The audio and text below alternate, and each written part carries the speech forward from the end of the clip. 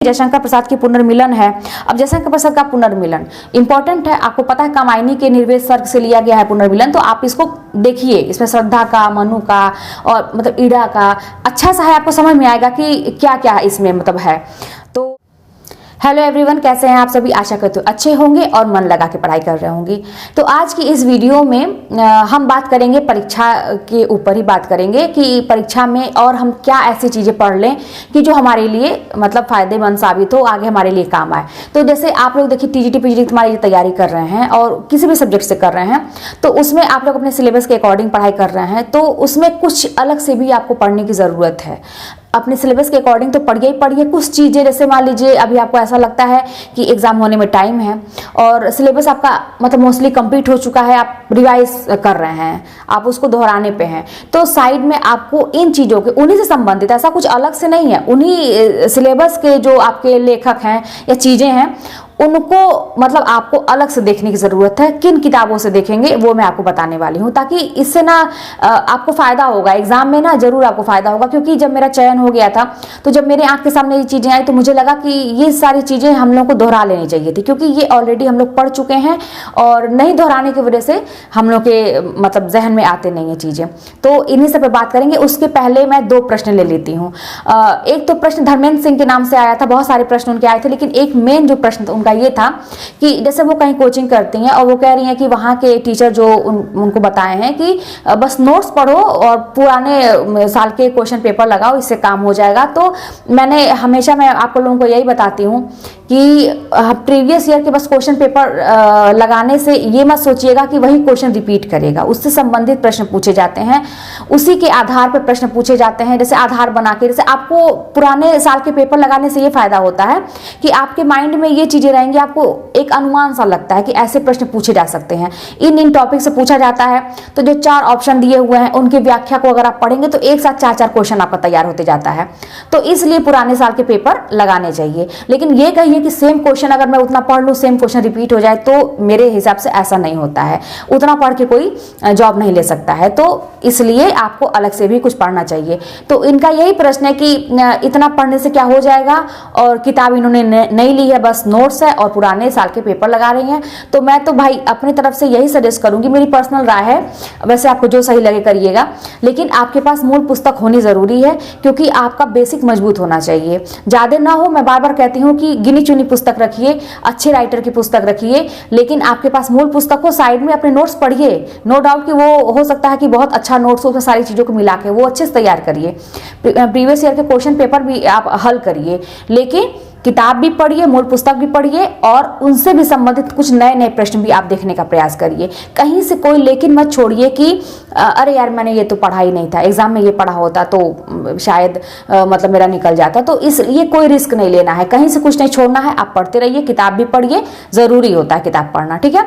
जरूरी नहीं है कि आप किताब से फिर लिखिए, बार बार मैं कहती हूँ लिखना जरूरी नहीं है, आप हाईलाइट करते चलिए, पेंसिल से अंडरलाइन करते चलिए कुछ नई नई चीज़ों को, उसमें जो आपको याद करने वाली चीज़ है, ऐसे भी काम चलता है। और एक आया था अनीता के नाम से आया था, उनका ये था कि वो कह रही थी कि दीदी मैं शुरू से सिलेबस स्टार्ट करना चाहती हूँ, पढ़ना चाहती हूँ, लेकिन समझ में नहीं आ रहा कि मैं कहाँ से शुरू करूँ। तो मैं आपको सबसे पहला काम आपको यही करना है कि सिलेबस आप जो है डाउनलोड कर लीजिए या स्क्रीनशॉट ले लीजिए। आप यूट्यूब पे भी सर्च करेंगे तो आपको बहुत सारे टीचर सिलेबस के बारे में बताए हैं, आप स्क्रीनशॉट ले लीजिए, मैंने ऐसा ही किया था। स्क्रीनशॉट ले लीजिए, उसको कॉपी पे लिख लीजिए, या तो प्रिंट आउट निकल जाए तो और अच्छी बात है, मतलब सिलेबस आपके साथ सामने होना चाहिए। उसके बाद उसी के हिसाब से टॉपिक वाइज आप टारगेट बनाइए रोज का कि मुझे आज इतने इतने टॉपिक तैयार करने हैं। उसमें जितने पोर्शन है, जैसे व्याकरण संस्कृत का है, काव्य शास्त्र है और हिंदी साहित्य का है, और भी जितनी चीजें भाषा विज्ञान का है, कोई भी पोर्शन आपको छोड़ना नहीं है। किसी को ऐसा नहीं करना कि इसको मैं नहीं पढ़ूंगी, ठीक है। तो और टाइम टेबल बनाने की जरूरत है। एक हफ्ते में सोचिए कि आप कितना पढ़ेंगे, 2 हफ्ते में, 3 हफ्ते में, 4 हफ्ते में, फिर 1 महीने में आपने कितना कवर किया। हाँ, ये है कि अगर अब से आप शुरू कर रही हैं तो आपको अपनी स्पीड बढ़ानी पड़ेगी, क्योंकि आपको उन लोगों का साथ पकड़ना है जो मोस्टली सब कुछ कवर कर चुके हैं। तो इसमें घबराने की बात नहीं है, शांति से, धैर्य के साथ और दृढ़ संकल्प के साथ, मजबूती के साथ और मेहनत के साथ आप अगर लगेंगी तो बिल्कुल भी आप किसी के साथ क्या सबसे आगे भी हो सकती हैं। तो इसी तरह से करिए, टाइम टेबल बना के टॉपिक के हिसाब से, ठीक है। अब मैं जो आपको बताने वाली हूँ आज के वीडियो में कि आपको अपने सिलेबस के साथ साथ और क्या पढ़ना चाहिए, तो देखिए 9th 10th और फर्स्ट ईयर इंटर, इन किताबों में जो जो अध्याय दिए हुए हैं हिंदी साहित्य के इतिहास जैसे बेसिक चीजें इसमें दी हुई हैं, उसको भी पढ़ेंगे ना तो आपको बहुत सारी चीजें ना उसमें थोड़े मतलब ऐसे भाषा में समझाया गया है जो आपको समझ में आएगा। जो लोग बहुत बिगनर हैं, जिनको कुछ नहीं आता है, जो जीरो हैं, और इनमें जो जो पाठ दिए हुए हैं, ये रचनाएं हम याद तो करते हैं अपने टीजीटी वाले सिलेबस में, हमारे सब है, ये सारी रचनाएं हैं, लेकिन इसके विषय में जानते नहीं हैं।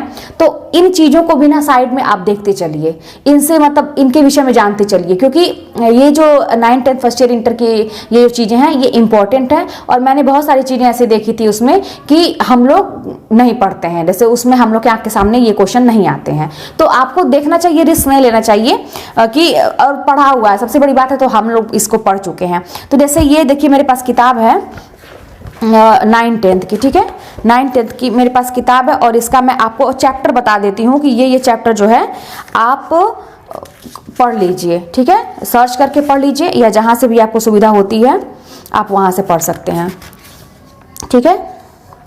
तो पहले ही देखिए 9th में जो है ना, पहला ही चैप्टर आपका आ जाता है। देखिए ये किताबें हैं ना, ये किताबें हैं 9th 10th की दोनों की है। तो इसमें हिंदी गद्य में पहला प्रताप नारायण मिश्र का है बात है, ठीक है, 9th का है बात। आप जानते ही हैं कि निबंध था, और हम लोग मतलब पढ़ते हैं, प्रताप नारायण मिश्र इंपॉर्टेंट भी है। तो बात आप देखिए, प्रेमचंद का मंत्र है, हजारी प्रसाद द्विवेदी गुरु नानक देव है, महादेवी वर्मा का गिल्लू है, श्री राम शर्मा का स्मृति है, काका कालेलकर का निष्ठा मूर्ति कस्तूरबा है, धर्मवीर भारती का है ठेले पर हिमालय, रविन्द्रनाथ टैगोर का तोता, ठीक है। और हिंदी काव्य में देख लीजिए कि कबीरदास है, मीराबाई है, इनके साखी है कबीरदास के, मीराबाई की पदावली है, रहीम के दोहे हैं, भारतेंदु हरिश्चंद्र की प्रेम माधुरी है, मैथिली शरण गुप्त की पंचवटी है, जयशंकर प्रसाद की पुनर्मिलन है।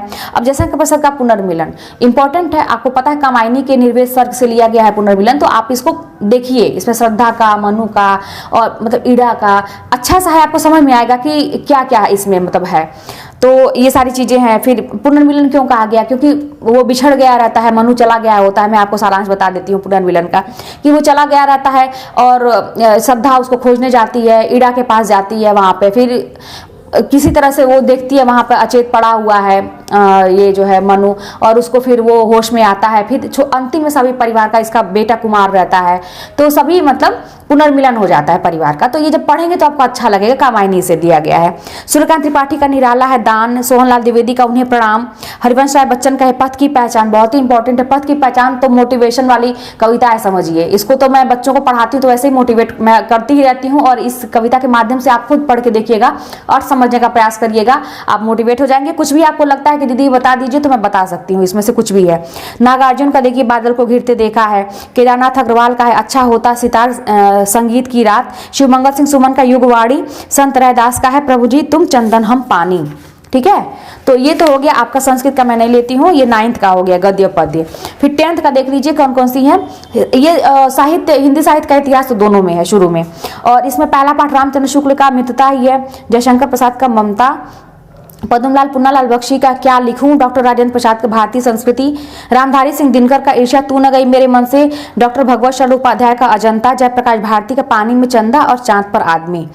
हिंदी काव्य में सूरदास के पद हैं, तुलसीदास के धनुष भंग और वन पथ पर है, और रसखान के सवैये हैं, कवित्त है, बिहारी लाल के दोहे हैं, भक्ति के नीति के, सुमित्रानंद पंत हैं, चींटी चंद्रलोक में प्रथम बार ये भी है, और महादेव वर्मा के हिमालय से वर्षा सुंदरी के प्रति, राम नरेश त्रिपाठी जी के हैं स्वदेश प्रेम, माखनलाल चतुर्वेदी का है पुष्प की अभिलाषा जवानी, और सुभद्रा कुमारी चौहान का है झांसी की रानी की समाधि पर, मैथिली शरण गुप्त का है भारत माता का मंदिर यह, केदारनाथ सिंह का है नदी, और अशोक वाजपेयी जी का है युवा जंगल, भाषा एकमात्र अनंत है, और श्याम नारायण पांडे जी का है हल्दी घाटी, ठीक है। तो ये तो हो गया आपका 10th का। अब 9th में जो है आपके एकांकी भी हैं, आपको पता ही है कि दीपदान था, आपको याद होगा, आप लोग भी पढ़े होंगे, लेकिन बस वही बात है ना कि चीज़ें रिवाइज नहीं करने से हमें सारी चीज़ें भूल जाती हैं। तो इसमें एकांकी भी सुन लीजिए, राम कुमार वर्मा का दीपदान है, और उदय शंकर भट्ट का नए मेहमान है, सेठ गोविंद दास का व्यवहार है, उपेंद्र नाथ अश्क का लक्ष्मी का स्वागत है, और विष्णु प्रभाकर की सीमा रेखा है। ठीक है, इसके अलावा रस छंद अलंकार ये सब व्याकरण में बाकी चीजें संधि समास तो आप मतलब हम लोग में है ही। तो इन सब चीजों को भी ये 9th 10th का मैं बताई हूँ, फर्स्ट ईयर इंटर का मैं नहीं बताई हूँ। इस तरह से फर्स्ट ईयर इंटर का भी लेके आप लोग जो जो चैप्टर्स हैं और उनको देखिए। कुछ कुछ रचनाएं ऐसी हैं जो हम नहीं मतलब आंख के सामने हमारे नहीं आती है, नई नई सी लगती है, तो पढ़ते जाइए, कुछ चीज छोड़ने की जरूरत नहीं है। अगर आपको लगता है कि आपका सिलेबस मोस्टली कंप्लीट हो गया है तो इसको भी देखते चलिए। ठीक है, और अगर आपको लगता है कोई भी चीज की दीदी ये चीज बता दीजिए, आप बता दीजिए, तो मैं मुझवानी ऐसे ही आपको शॉर्ट में बता दूंगी, आपको समझ में आ जाएगा। ठीक है, तो जैसा भी होगा कमेंट के माध्यम से आप बताइएगा और पढ़िएगा। जो भी कोई भी बात होगी तो कमेंट के माध्यम से बताइएगा। मिलते हैं नेक्स्ट वीडियो में।